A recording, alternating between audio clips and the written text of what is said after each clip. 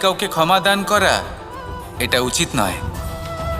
3, যদি কেউ আপনার সাথে অনুচিত কিছু করেন, অপরাধ করেন, আর আপনার থেকে ক্ষমা চান, তাহলে তাকে ক্ষমা করে দিন। তাতে আপনার অন্তরের করুণাবোধ জাগ্রত হবে, প্রেম জাগ্রত হবে, আর তা আপনার জন্য শুভ হবে।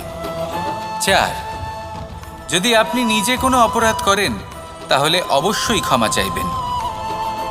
তাতে আপনারই লাভ হবে। কিভাবে? সামনের ব্যক্তি আপনাকে ক্ষমা করুক বা না করুক, আপনার অন্তরের অহংকার ক্ষীণ হবে, আর এই মন আরও নির্মল হয়ে উঠবে। এই ক্ষমা অত্যন্ত অমূল্য, ভেবেচিন্তে একে ব্যবহার করুন, আর আমার সাথে ভালোবেসে বলুন, রাধা রাধা। একবার একজন গুরু তার শিষ্যদের পরীক্ষা নিচ্ছিলেন। উনি ওনার প্রত্যেক শিষ্যকে একটি করে পাখি দিয়ে বললেন সেই পাখির বলি দিতে হবে, কিন্তু এমন এক স্থানে যেখানে কেউ তাদের দেখতে পাচ্ছে না। প্রত্যেক শিষ্য নিজের যাত্রা শুরু করল। কেউ ঘন বনে প্রবেশ করল, কেউ অন্ধকার গুহায় প্রবেশ করল, কেউ দূরে কোনো পর্বতের শিখরে পৌঁছে গেল। যে মুহূর্তে দেখল তাদের কেউ দেখতে পাচ্ছে না, তারা সেই বলি দিতে চেষ্টা করল। যেই বলি দিতে গেল, সেই পাখি আলোর কিরণে পরিবর্তিত হলো এবং লুপ্ত হয়ে গেল। একজন শিষ্য ছিল যে আবার গুরুর কাছে ফিরে এলো। সে বলল, ক্ষমা করবেন গুরুদেব, কিন্তু আমি এমন কোনো স্থান পেলাম না যেখানে কেউ আমাকে দেখতে পাচ্ছে না।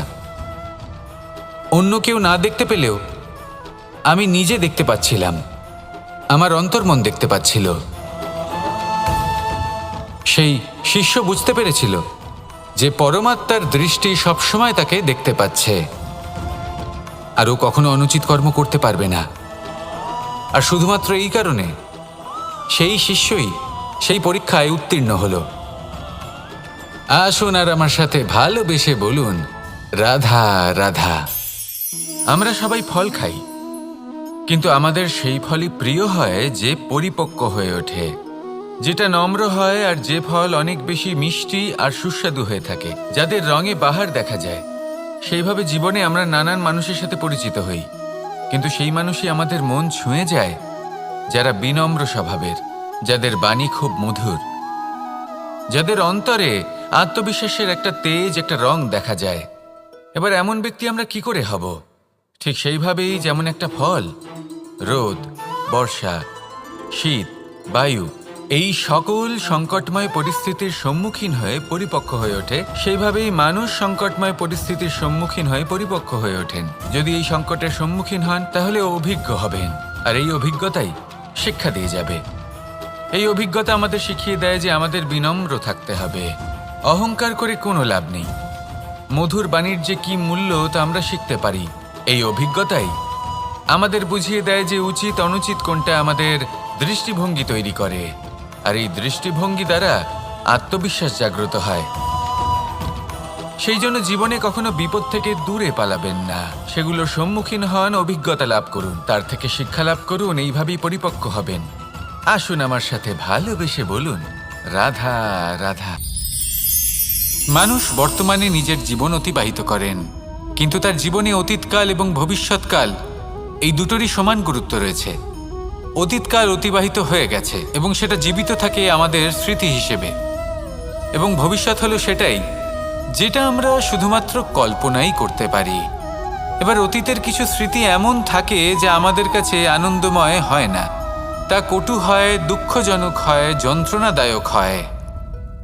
আমরা যা কিছুই করি তা বদলে ফেলতে পারবো না, কিন্তু ভবিষ্যৎকাল সেটা আমরা রচনা অবশ্যই করতে পারি, যদি আজ আমরা শ্রেষ্ঠ কর্ম করি। যদি আজকের এই দিনটা আমরা আনন্দের সাথে অতিবাহিত করি, সুখের সাথে অতিবাহিত করি, এক একটা মুহূর্ত আমরা আনন্দ এবং ভালোবাসার সাথে অতিবাহিত করি, আপনার আজকের এই কর্ম আপনার ভবিষ্যৎ নির্ধারণ করবে।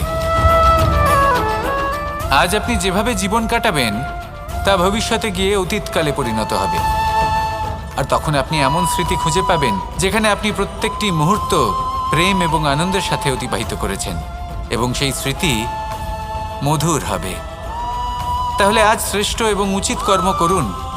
আপনি নিশ্চিত রূপে একটি উজ্জ্বল, শুদ্ধ, পবিত্র এবং আনন্দময় ভবিষ্যৎ লাভ করবেন। আসুন আমার সাথে ভালোবেসে বলুন, রাধা রাধা।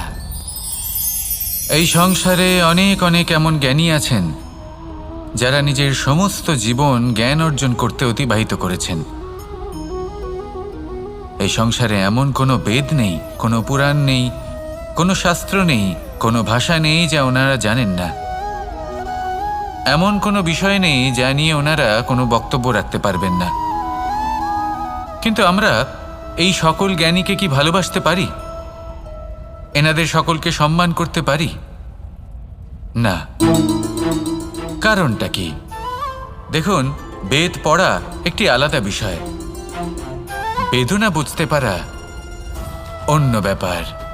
এবং বেদনা বোঝার জন্য, সেই জ্ঞান লাভ করার জন্য আপনাকে মন থেকে করুণা এবং প্রেমের সঠিক অর্থ বুঝতে হবে। সামনের ব্যক্তির বেদনা বুঝতে হবে, তার যন্ত্রণাকে বুঝতে হবে। তারপর যে জ্ঞান আপনি অর্জন করেছেন বেদ থেকে, পুরাণ থেকে, শাস্ত্র থেকে, তা প্রয়োগ করে তার বেদনার নিবারণ করা, সেটা বেশি গুরুত্বপূর্ণ। সেই জন্য জীবনে শুধুমাত্র শাস্ত্র এবং বেদ পড়ে জ্ঞান অর্জন করতে সময় নষ্ট করবেন না। মন থেকে প্রেমের কি অর্থ সেই বিষয়ে জ্ঞান লাভ করার চেষ্টা করুন। করুণাও বুঝতে চেষ্টা করুন।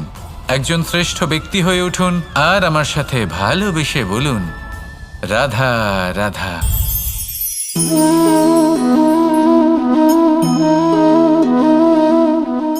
জল এই সংসারের সমস্ত প্রধান তত্ত্বের মধ্যে একটি।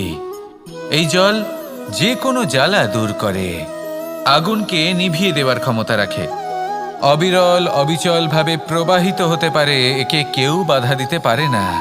এর পথে বাধা সৃষ্টি করলে নিজের পথ নিজেই খুঁজে নেবে বা সে নিজেই নিজের পথ বানিয়ে নেবে, কিন্তু কখনো থামবে না। এই জল হলো মহান, আর এর একটা মহান গুণ আছে, এর নিজস্ব কোনো রং নেই। কিন্তু যখন মেঘ থেকে বৃষ্টিরূপে পৃথিবীতে ঝরে পড়ে, তখন সমস্ত সংসারকে রঙিন করে তোলে।